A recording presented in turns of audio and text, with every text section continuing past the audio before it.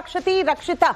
जी हां, आज महाकुंभ में सनातन को लेकर संतों का महामंथन होने वाला है। आज महाकुंभ की पावन धरती पर सनातन बोर्ड, हिंदू राष्ट्र और वक्फ बोर्ड के विवाद पर सबसे बड़ी चर्चा होने वाली है। इस महाकुंभ में क्या ज्ञान व्यापी का हल निकल पाएगा? क्या अब इसी कुंभ से संभल और मथुरा का रास्ता भी क्लियर होने वाला है? पर आज होने वाली धर्म संसद में मंथन होना तय है। हिंदू राष्ट्र कैसा होगा, इसकी महाकुंभ से पहली झलक भी सामने आ चुकी है और आज इस पर भी महामंथन होने वाला है। महाकुंभ पहुंचे बाबा बागेश्वर और आनंद स्वरूप किस तरह हिंदू राष्ट्र को लेकर हुंकार भर रहे हैं, आज ये सब बातें हम आपको बताएंगे। शुरुआत बड़ी खबर से, महाकुंभ से आज की सबसे बड़ी खबर जो निकलकर सामने आ रही है वो पहले आपको बताते हैं। महाकुंभ में आज धर्म संसद का आयोजन जो है होने वाला है। देश भर के साधु संत धर्म संसद में शामिल होने वाले हैं। दोपहर का वक्त बताया जा रहा है 12:30 पर जब धर्म संसद शुरू होगी। धर्म संसद का मुख्य मुद्दा है सनातन बोर्ड का गठन, जिस पर आज तमाम देश के साधु संत जब मौजूद रहेंगे वो इसको लेकर मंथन करेंगे। मुख्य मुद्दा है सनातन बोर्ड का गठन हो, कैसा स्वरूप होगा, कितनी शक्तियां होंगी, कौन कौन इसमें शामिल होंगे, क्या वक्फ बोर्ड के अगेंस्ट सनातन बोर्ड का गठन देखने को मिलेगा। वक्फ बोर्ड जिस तरह से अभी काम कर रहा है उसको लेकर सनातन बोर्ड में कैसी बातें जो है वो होने वाली हैं, सब कुछ कह सकते हैं। इसका स्वरूप बिल्कुल तय किया जाएगा। आज जब धर्म संसद का आयोजन होगा, तमाम साधु संत वहां पर मौजूद रहेंगे, तो वहां उस मंथन से क्या कुछ निकल कर आएगा ये देखने वाली बात होगी। पूरी देश की निगाहें आज प्रयागराज पर टिकी रहेंगी क्योंकि आज सबसे बड़ा आयोजन महाकुंभ में होने वाला है, जो धर्म संसद का आयोजन होगा। तमाम देश भर से आए साधु संत इसमें मौजूद रहेंगे और आज सभी साधु संतों की आवाज एक साथ बुलंद होगी धर्म संसद को लेकर। चलिए अब आपको बताते हैं कि महाकुंभ में किस जगह पर धर्म संसद होने वाली है और उसमें कौन कौन शामिल होने वाला है। यूपी के प्रयागराज में आज दोपहर 12:30 बजे धर्म संसद का आयोजन होने वाला है। महाकुंभ क्षेत्र के सेक्टर 17 में सनातन धर्म संसद का आयोजन हो रहा है। इसमें देश भर के साधु संत शंकराचार्य शामिल होने वाले हैं। इनके अलावा बात करें तो 13 अखाड़ों के प्रमुख भी इस धर्म संसद में शामिल होंगे। इस धर्म संसद का उद्देश्य समस्त सनातनियों को एकजुट करना, इकट्ठा करना है और इस बैठक में सनातन के वर्चस्व के लिए बड़े फैसले भी लिए जाएंगे। मंथन होना है जिसमें सनातन बोर्ड के गठन का प्रस्ताव जो है वो पास हो सकता है। साथ ही वक्फ बोर्ड के संपत्ति विवाद पर भी इस धर्म संसद में चर्चा होगी। कि धर्म संसद आयोजित हो रही है और धर्म संसद की चर्चा बहुत ज्यादा हो रही है। सबसे बड़ा एजेंडा क्या है धर्म संसद का? सनातन बोर्ड।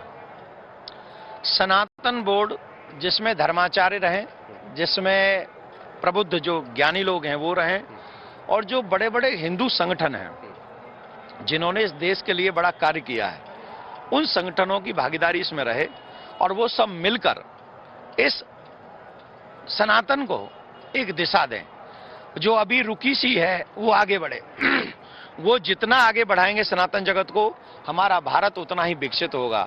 और आज भारत एक दृष्टि लगा के, एक नजर गाड़ के देख रहा है कि कैसे हमारे धर्माचार्य, हमारे हिंदूवादी लोग इस देश को धर्म के साथ आगे बढ़ाते हैं। तो वही एक इच्छा है। तिरुपति बालाजी वाला केस नहीं आता तो हम कभी भी इस विषय में जाते ही नहीं। ये आवाज कितनी दूर तक जाएगी धर्म संसद से जो आवाज उठ रही है? मुझे ऐसा लगता है कि ये आवाज बहुत दूर तक जाएगी और इसका परिणाम पॉजिटिव होगा, सनातनियों के हित में होगा, क्योंकि इस समय पॉजिटिव लोग बैठे हैं गद्दी पे।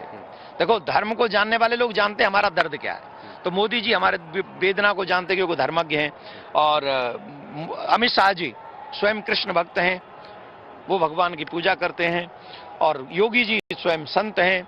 तो इन तीनों का जो त्रिवेणी संगम है, मुझे ऐसा लगता है कि भारत को इस कुंभ के बाद एक ऐसा अमृत दे के जाएगा जिस अमृत में सनातनियों को अमृत प्राप्त होगा। और चलिए अब आपको धर्म संसद के कुछ मुख्य उद्देश्य के बारे में बताते हैं। उद्देश्य क्या होने वाला है? पहला एजेंडा जो है धर्म संसद का रहने वाला, भारत को हिंदू राष्ट्र घोषित किया जाए। दूसरा एजेंडा जो धर्म संसद का रहने वाला है, सनातन बोर्ड बनाने पर अंतिम फैसला लिया जाए। तीसरा agenda, places of worship act को खत्म करना होगा। चौथा एजेंडा जो है वो सोमनाथ फॉर्मूले से मंदिर मस्जिद विवाद का समाधान निकालना होगा। पांचवा जो एजेंडा है, पाकिस्तान बांग्लादेश में हिंदुओं पर हमले को लेकर चर्चा होगी। जो हमारे अधिकार होंगे, जैसे ईसाइयों को जो अधिकार प्राप्त होंगे वही अधिकार प्राप्त होगा जो इटली में हिंदुओं को प्राप्त होगा। वही ये सब जगह होता है, ये यही नहीं है, ये और भी संवैधानिक व्यवस्था में यही है। इटली में भी भारत का व्यक्ति प्रधानमंत्री नहीं बन सकता, इसीलिए सोनिया गांधी जन्मना नागरिक थी, इसलिए नहीं बन पाई हो। तो वो व्यवस्थाएं हमने इसमें बहुत कड़ाई से रखा है। जो त्वरित न्याय, हमारे देश में अभी भी विलंबित न्याय है, व्यक्ति अपराध करता है और मरते दम तक उसको दंड नहीं मिल पाता है। इसमें दंड की एक आयु सीमा है। अब उस प्रकार की चर्चाएं तो हैं ही, लेकिन बात यह है कि हिंदू धर्म सबके लिए, सबके कल्याण के लिए, सर्वे भवन्तु सुखिनः हिंदू धर्म है, लोका समस्ता हिंदू धर्म है, प्रत्येक प्राणी के उत्थान के लिए हिंदू धर्म है। तो हिंदू धर्म अगर कुछ सोचेगा भी कोई कोड ऑफ कंडक्ट, तो सबके कल्याण के लिए होगा, सबके मांगल्य के लिए होगा। भले ही वो आक्रांत होकर आए हो, हम सबको उन्होंने आक्रांतित किया हो, लेकिन हमने रोटी से रोटी दी, हमने जमीन से जमीन दी, हमने कपड़े से कपड़ा दिया, क्या नहीं किया?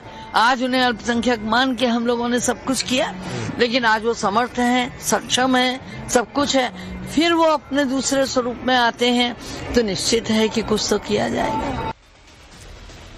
जिस हिंदू राष्ट्र का जिक्र बीते 1 साल से जोरों पर है, उसके लिए धर्माचार्यों ने नया प्लान बनाया है। प्लान क्या है वो बताते हैं। अखंड हिंदू राष्ट्र का पहला संविधान तैयार कर लिया गया है, जिसे 3 फरवरी यानी कि बसंत पंचमी के दिन सामने रखा जाएगा। इसमें 2035 तक हिंदू राष्ट्र की घोषणा का टारगेट जो है रखा गया है।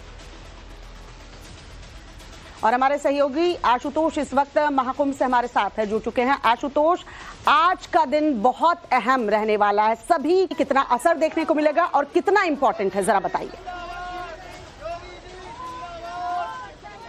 बिल्कुल, देखिए, धर्म संसद की जो गूंज है वो महाकुंभ में इस वक्त सुनाई पड़ रही है, क्योंकि देश के लिए कम से कम हिंदू राष्ट्र जो बनाने का सपना पाल रखे हैं जो साधु संत हैं, उनके लिए बेहद अहम दिन है, क्योंकि सनातन बोर्ड के गठन का जो प्रारूप होगा वो आज धर्म संसद में होने रखा जाएगा। और बड़ी बात यह है कि इसमें सभी जो चारों शंकराचार्य हैं वो शामिल होंगे। इसके साथ ही 13 जो प्रमुख अखाड़े हैं उनके जो प्रमुख होंगे वो इस वक्त धर्म संसद में पहुंचेंगे। और कहीं ना कहीं जो सनातन बोर्ड के गठन की मांग जिस तरीके से होती जा रही है, जिस तरीके से काशी, मथुरा और संभल का जो मुद्दा छाया हुआ है, इन सभी चीजों को लेकर विस्तार से वहां पर चर्चा होगी। और माना यह जा रहा है कि जब मंथन होगा तो वहां से कुछ अमृत की बूंदें निकलेंगी और वो सनातन बोर्ड के रूप में निकलेंगे। हमारे साथ देखिए कुछ श्रद्धालु जुड़े हुए हैं, उन्हें भी इस धर्म संसद का इंतजार है, धर्म संसद में होने वाले प्रस्तावों को लेकर इंतजार है। क्या उम्मीद करते हैं जब देश के साधु संत आज जब धर्म संसद में बैठेंगे तो किन मुद्दों को लेकर बातचीत होगी और क्या कुछ निकलेगा? जी, मैं अयोध्या की पावन धरती से आया हूँ,